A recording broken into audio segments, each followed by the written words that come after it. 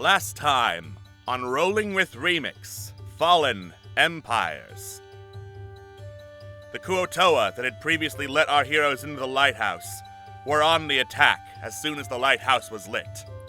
Thankfully, they were individually fairly weak, so with the combined efforts of Corellian and Raxodal down at the base, they were fended off. However, the pseudopod and the ooze that was controlling it, that had drained Prince Zordan, also took a moment to drain Momo and then retreat, neither one having much memory of the event once the ooze was gone. As the lighthouse was lit, however, this allowed the Tyrian to dock at last in the district, and its undead crew to disembark and shuffle along towards the lighthouse. Raxodal, followed by Corellian, attempted conversation with the good captain and his undead crew, which was difficult as the crew could not really speak due to their vocal cords having long since rotted away. But they seemed to come to an understanding to not fight each other, and that was good enough, as the captain ascended into the lighthouse and started burning things inside as revenge against the lighthouse keeper. Figuring that since the key was not part of the Tyrian's hold, it must have been in the South Rim laboratories, which were underwater.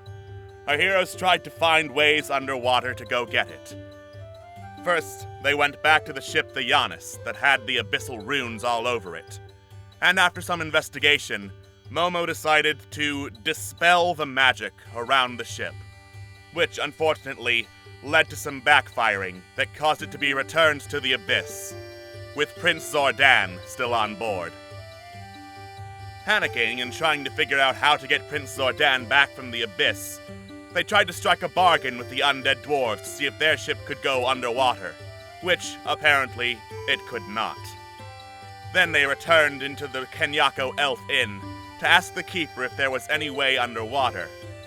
He said there was an elevator by the lighthouse, but it was likely flooded.